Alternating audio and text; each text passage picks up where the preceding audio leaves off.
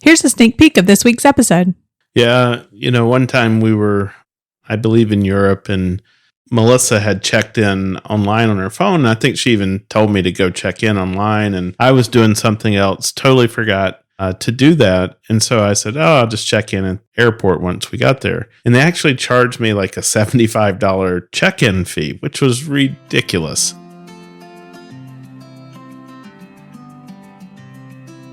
I'm Scott. And I'm Melissa. And we are the Sunshine Travelers. Our passion is travel and sharing our experiences with those who enjoy it as much as we do, or those who want to learn more about travel, or even those who want to live vicariously through our travel stories.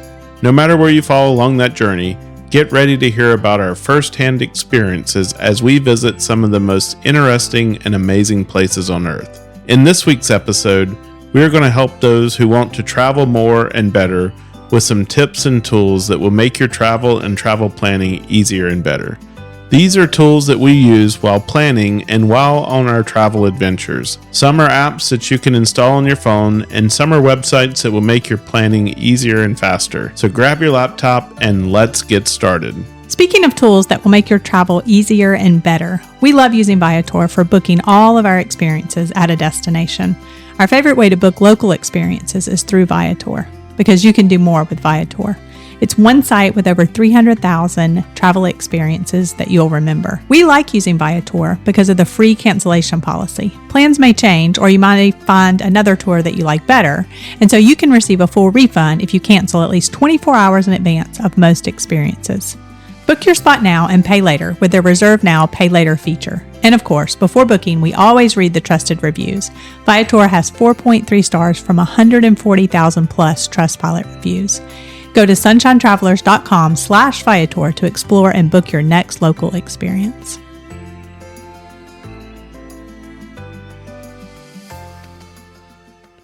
We've been doing a lot of planning recently for an upcoming 2-week trip in Europe.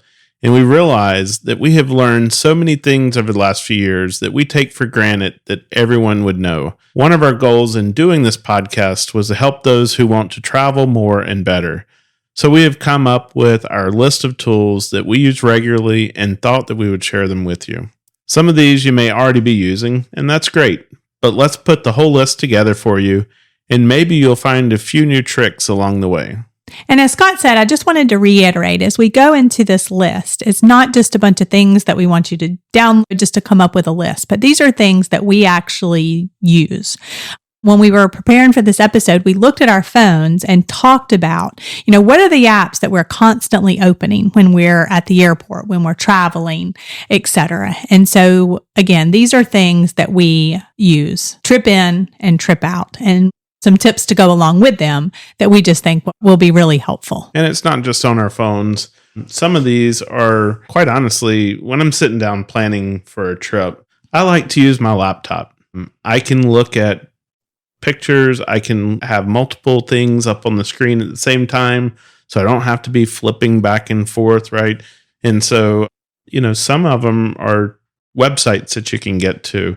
And so if you want to do it through your phone, that's fine. Or if you want to do it on your laptop, that's great too.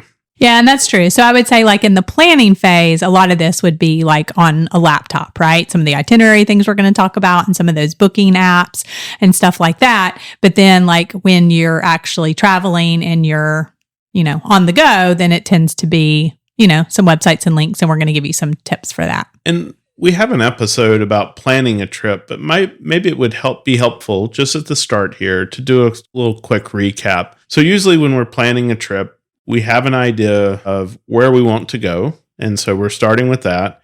And from there, we're going to figure out, places or activities that we want to do. And then based on those, we'll start looking for locations to stay and stuff like that, right? So, I have a spreadsheet that I use, and this is basically what we've turned into our itineraries, and we'll talk about that later. But as I go along in each of those areas, I fill out that itinerary. And so that's one of the reasons I like doing that on my laptop. And so when I'm booking hotels and stuff like that, I can get to all the features that these websites offer versus sometimes their mobile apps are very limited. and what you can do and see. Yeah, that's true. And so if you want to know a lot more about how we go through that process step by step, and we're kind of funny, like once we kind of get on the ball rolling on a trip, we kind of feel like, okay, we need to like get everything right. So, and we do have a process, right? This is what we look at first, and this is what we look at next, because you do have to make sure that you can, the flights can work out with the rooms that you want, and you can get the things booked that you want to book. So we do have a step-by-step process. And so if you haven't heard that, or you need some more tips about exactly how we go through that, head on over to episode 20 after you finish this one, and listen to our tips and tricks and just kind of see. And this would be a great time to do it, right? As you're thinking about trips this spring, trips this summer, that would be a great time to just kind of go through that process again. So these 2 episodes kind of back to back would be a great idea for anybody who's thinking about planning a trip. And like I said, if you're an expert traveler out there, we're probably not going to tell you maybe even anything that you don't already know. But if you're that person out there that says, wow, I really want to break the mold of just going to the same place over and over and over again, right? You're the person that we're talking to today, because we want to give you some of our tips and tools that we use just to make this process easier. And this won't be an all-inclusive list, right? There's probably a few things that maybe we use occasionally that we're not going to talk about, but I would say these are the ones that we use over and over and over again. And the other thing I would say is if you've got something that you hear us talk about and you do it faster, easier, you've got a better way, you're like, hey, I use this and this is way better, please help us out, right? Please tell us, reach out to us through our email, through social media, do it on you can, put a comment instead of a review here, put a comment and this is how I do it. And that would be great. Would help us out, and then we can share that with our audience too, and we would appreciate that. Let's go ahead and get started, because we do have a good list here, and we purposely want to keep this episode just a little bit shorter this week. So number 1, I would say download the mobile app for the airline that you have booked your flights on. So I have a bunch of them. We typically fly Delta here in the US, but sometimes when we travel in Europe, that doesn't, work out. We have connections on some other ones. So download those apps. Be sure to create a login. Be sure to sign up for their reward program, because you never know when you might, use the points either with them or on a partner airline, or what benefits that might just get you just for having signed up for that. And then make sure to load your reservation number into that app. And that is where you're going to want to do the online check-in. Add bags, and, if it's some of the discount airlines, add your coffee, add your, anything that they offer, get your little upgraded seat, whatever it is. Be sure to add it in the app and avoid the hefty fees to check in or to add baggage at the airport. Yeah. One time we were, I believe, in Europe, and Melissa had checked in online on her phone. I think she even told me to go check in online, and I was doing something else, totally forgot to do that. And so I said, I'll just check in at the airport once we got there. And they actually charged me like a $75 check-in fee, which was ridiculous. But that's their policy. You have to check in online. And the other thing I would say is, Melissa, you were talking about joining their rewards program. Take like Delta. If you want to have free Wi-Fi on their flights, you have to be a member of their rewards program. So, there are some perks like that often come about. So I think that's a really good suggestion. Number 2, I would say download the hotel booking app that you use to book, or if you book with one of the big brands. That way that you can quickly get to your stay. If they offer things like mobile check-in, when your room's ready, let you know when your room is. Sometimes you can make room request and amenity request on those apps as well. So again, that's just handy to have. I know, for example, the Marriott app, you can do the online check-in, you can get the mobile key, you can go in there and change your preferences. Now, I know they don't always honor it, but you can say, okay, I like a high floor, I like these kind of pillows, that kind of thing too. So again, just having that accessible, and then also having your reservation. That's a great place to have your reservation number into. We would recommend that you keep to keep it together on an itinerary. We're going to talk about that in a minute, but just to have like a backup. Okay, here is my reservation and I've got proof that I have this reservation, because we've had that instance before too. We get to a place and we're like, uh-oh, something happened. And, we've gotten lucky and found a place, but that way you just kind of have that reassurance that it's there and it's in their system. And, with the hotels, it's the same thing. They have a rewards program. They offer certain perks for their rewards members. And so by using the application, by making sure that your stay shows up in the app, that also makes sure that your rewards number gets applied as well. Yeah, that's a great point. And we've mentioned that before, but join those hotel rewards programs. Even if you don't travel a lot and stay a lot of those don't expire. And so that could add over time for sure. All right. Number 3, TripAdvisor. Melissa, you've been using TripAdvisor since like 2015. We were, I think, in Scotland or somewhere with our brother-in-law. We were somewhere with him traveling, and we started talking about dinner. And, he said, oh, let me look that up real quick. And, what he found was the highest ranked restaurant in the area. And so we went there. It had great reviews and, ended up being a great dinner. And so TripAdvisor is really good for that. It's also good for finding out what to do in an area. You can say, what are things to do around me? And it can come up with suggestions, places for you to go, things for you to see, etc. Yeah. And what I like to do for both of those things, right? Because you can filter it near me, the highest ranked things for restaurants, it can be near me, and then it can be breakfast, lunch, dinner, and it can be like what kind of cuisine, right? As well. So you can kind of filter through that. And so that's super helpful for eating. But then we talked about in our Pittsburgh episode, we didn't have any plans when we went to town, and it's like, okay, what are the things that we want to do? And I just went to TripAdvisor and I was like, okay, so for this, I want to know the highest ranked things, right? And that is how we said, oh yeah, the Andy Warhol Museum. That's right. That's here in Pittsburgh and it's right down the road from us. Oh, they have a botanical garden.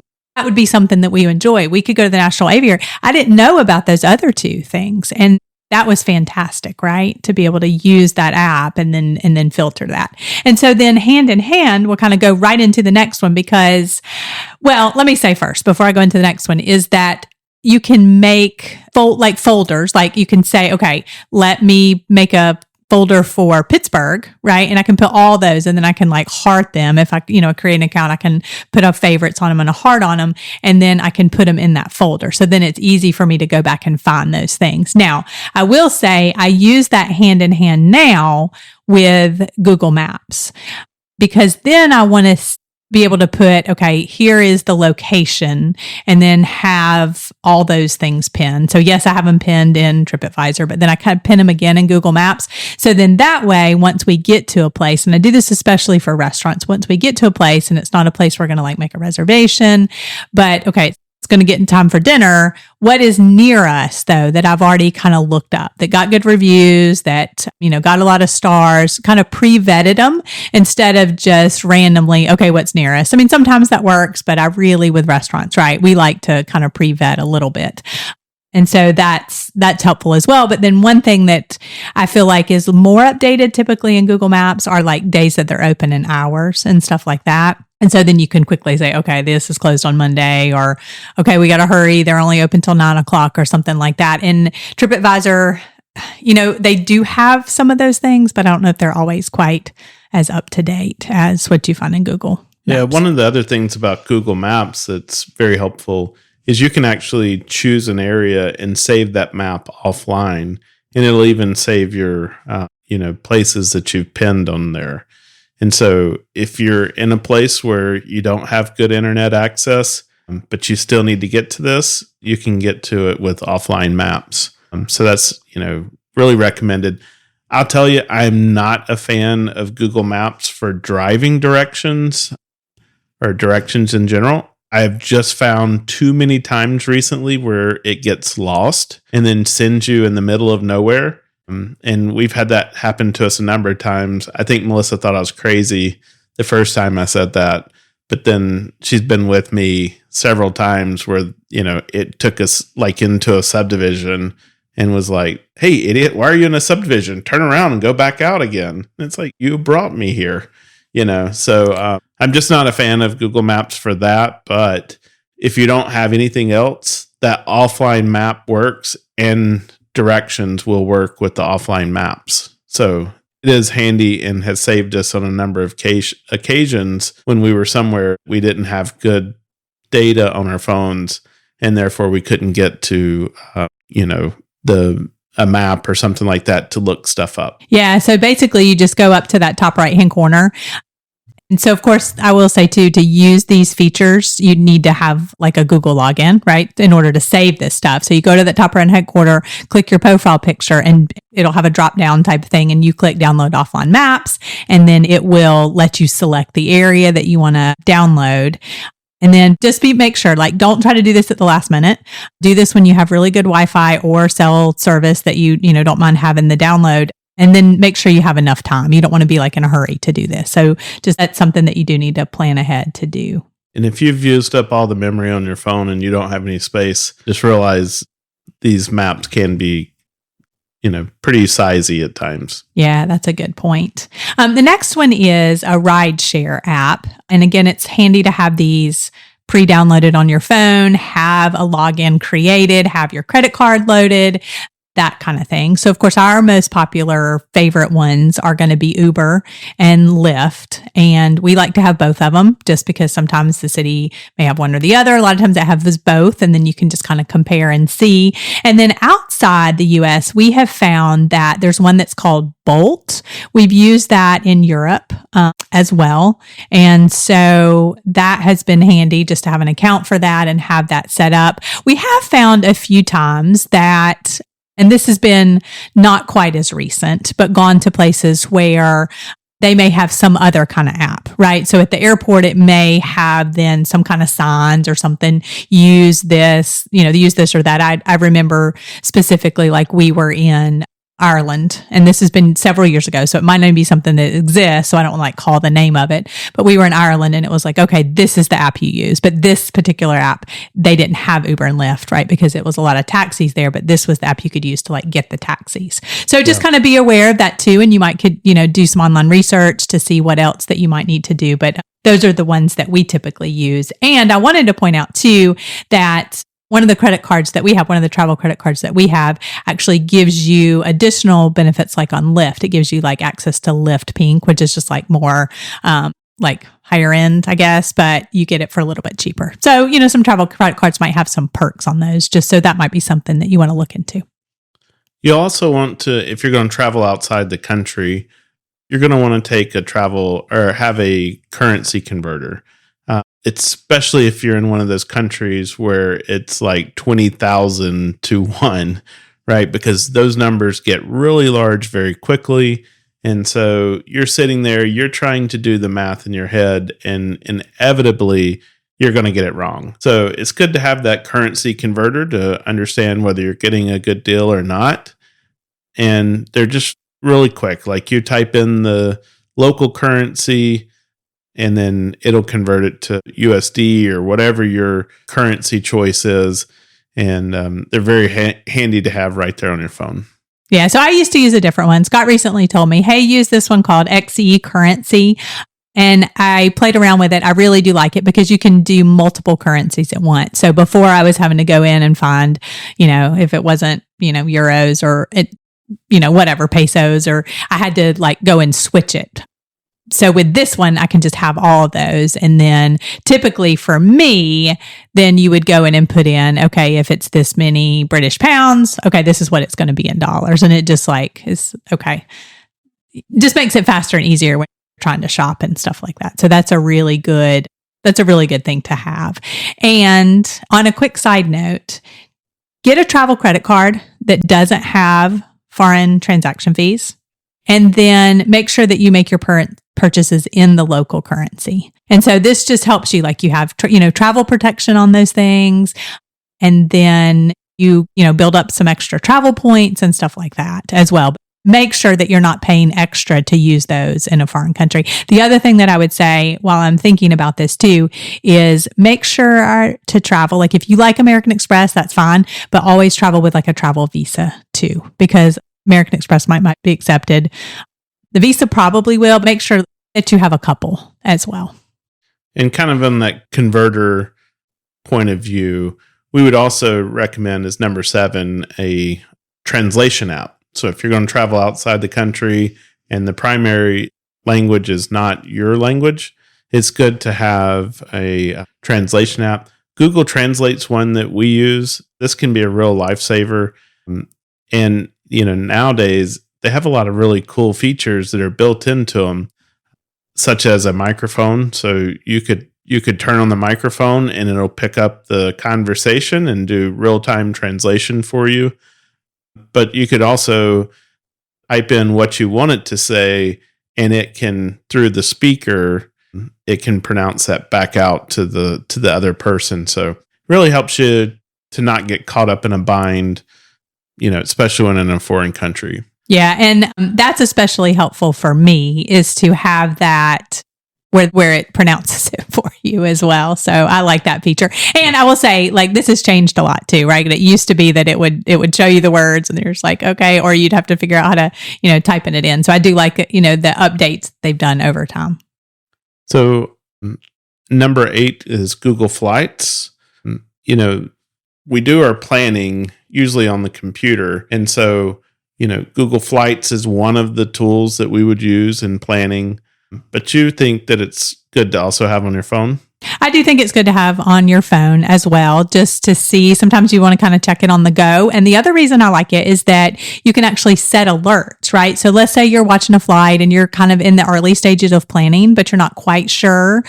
And maybe you're, watching some, different situations and different days. You can actually set an alert. Okay, I want to go from here to here around this time.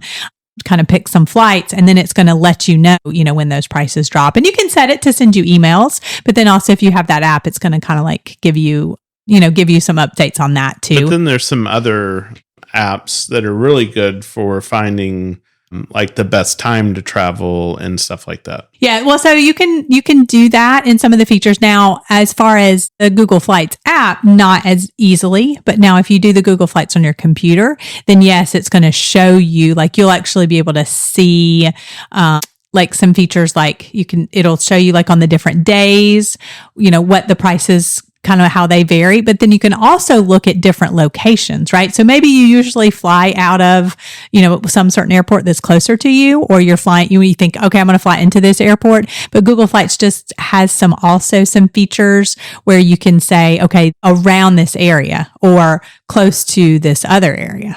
And those are only available on the desktop. So you can get into all that here, but play around with it, and that's some features that has that could be, save you a lot of money. And Google's probably going to hate us for saying this, but don't book the flight through Google Flights or Kayak or any of those other sites.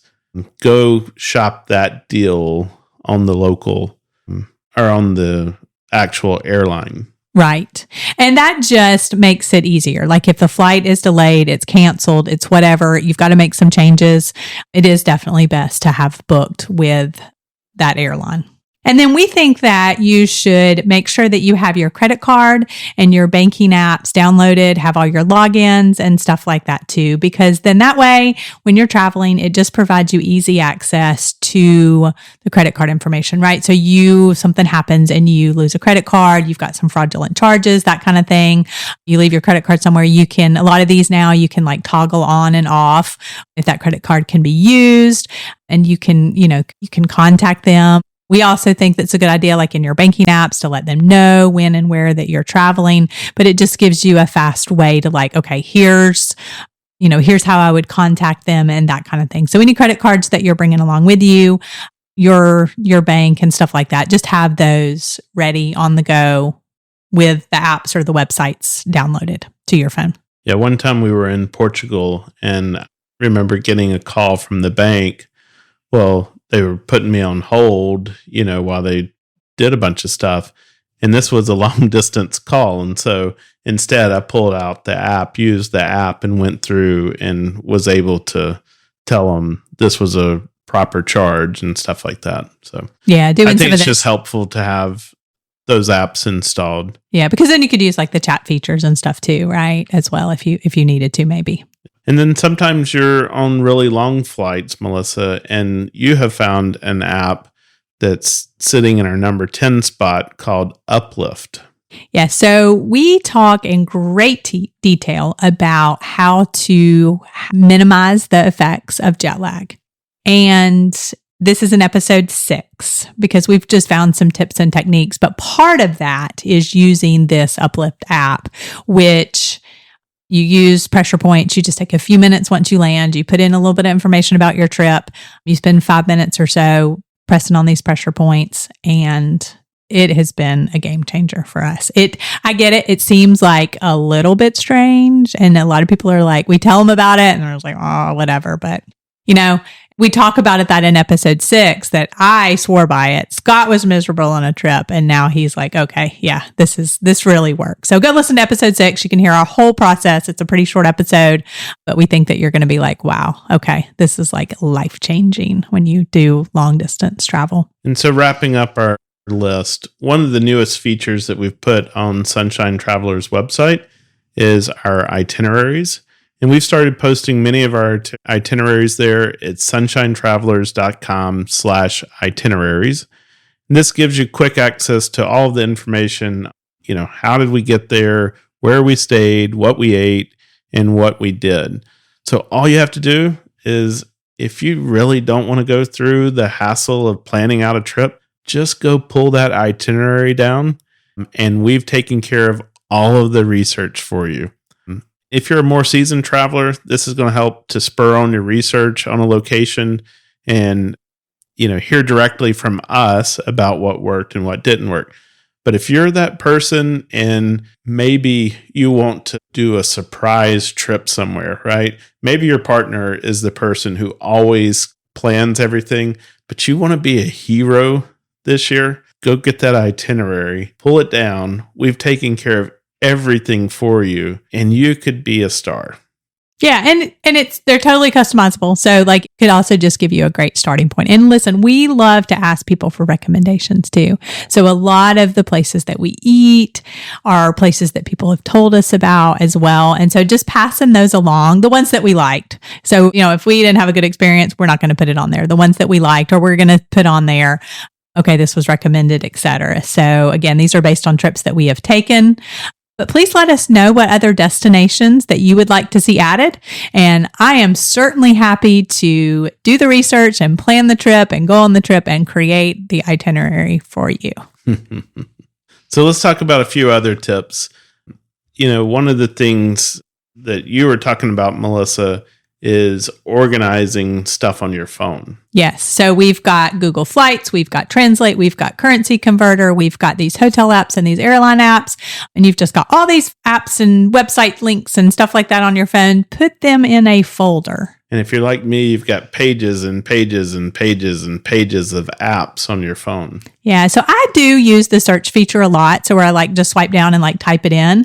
But it's handy to have them all together, especially if you can't remember. Sometimes if the app's named something a little weird or something like that. So I'll just put a little folder and say, it could be travel, it could be airlines, it could be however you want to organize it, but in a way that makes sense for you. And if it's not an app and it's a website that you go to, for example, you can actually, you go to that and go where you're going to share that. And instead of sharing it, go to add to home screen. And so then it basically just it looks like it's an app on your phone, but it's just a link to that website page. And so that can be a great way to have all that stuff, together instead of having to go and open your browser and then, type that in, etc. So I have a folder on my phone that I created in 2019 that's called Europe Trip. And it was for our 6-week trip to Europe. And in that specific one are the ones that I typically used for Europe then, used for Europe now. For example, the Bolt app or some of the airlines that we only fly there, Ryanair, Austrian Air, Aegean Air that we're going to use. in the near future. And so just remember that many apps, of course, these websites, but many apps too, require you to have the internet or Wi-Fi. And speaking of internet, we use T-Mobile, and here's why. Used to, when you went in country, most of those countries were limited to 2G access. So you got like 156K up and down. I mean, it was slow internet. It was workable, but with today's modern apps, they're very data heavy. And so those really low speeds just don't work. But with T-Mobile, you can now include it in a lot of the packages. You can get that high speed internet once you land in country, and it's just part of your package. So you don't have to pay anything more to get that access. And if you're somewhere where, they don't have the high speed as a part of the standard package, it's real cheap just to have it added on.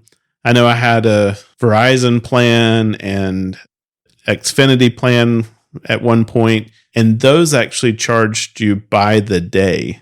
So, $10 or $30 or however much per day to add that on. And then, with T-Mobile, it's just part of the plan that you have. Yeah, and used to be, it was still a good deal, but to get that high speed, it was like $50 for a month. And I thought that was a great deal compared to some of these other ones where you're saying it's like $10 a day. I was like, oh, that's a great deal. But when we went recently and upgraded our phones and they're like, okay, if you get this plan, you can get this kind of discount and that kind of thing. And they're like, oh, and this international's included at the high speed. And a lot of countries, probably most of the countries that we're going to travel to, I was like, you are kidding. Like that for us, for you, that's a great deal, right? We used to have to go buy SIM cards and do all this stuff or pay the $10 a day. And so this is not sponsored or anything like that, but just to be aware that if you travel a lot, like that is something that you might want to look into. Yeah, I was going to make that point. We're not sponsored by T-Mobile. It's just something that we have figured out and thought we would share with you. And I don't think that it's something that they super duper advertise, right? Because I haven't seen like any commercials about it or anything like that. But when they were going through these benefits, it was just like, oh, hey, this is whatever. And I was just shocked. So that's something that has been super helpful for us. And literally once you do your phone off of airplane mode, it is welcome to wherever. And even when you had the Xfinity and you had added that, it took you 2 days when we were in Slovakia to get that added. And you had to go back and forth with them. And it really was a hassle. And you were paying for it. And it was ridiculous. So you guys, if you travel a lot, you really might want to look into this. So to wind it up, one of the things that we talk about all the time, and it's something that we're passionate about, is we always talk about booking.com. And when we aren't using a hotel, especially Marriott, we look here on booking.com. We're planning a trip right now, and we booked most of our stays on booking.com because for 4 adults and 2 children, it gave us some great options to accommodate all of us in larger spaces, or it would show multiple units at the same location, which made finding and booking accommodations so much easier for us. So choose from over 1 million properties worldwide, from cozy country homes to sleek city apartments. You can find the best deals with their price match promise, enjoy great stays at lower cost. And flexibility matters. Book with confidence knowing that you can cancel with ease. We make informed choices because we're reading, they've got millions of reviews from fellow travelers. And so when we're looking at these places, we look at the reviews and make sure this is somewhere that we're going to want to stay. So we invite you, go out, start your adventure now. Visit sunshinetravelers.com/booking to book your perfect stay. And, using these affiliate links to book your experiences and travel, this helps support our podcast and allows us to continue to provide you new content on a weekly basis. So we ask that when you're booking your travel or some experiences, that you consider using these links when booking your next travel. There's no extra cost to you, and we're compensated through the affiliate.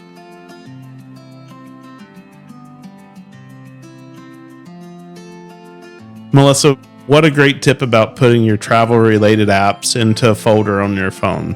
Now, if I can just go find that folder and what I did with it, it's got to be on one of these pages here somewhere.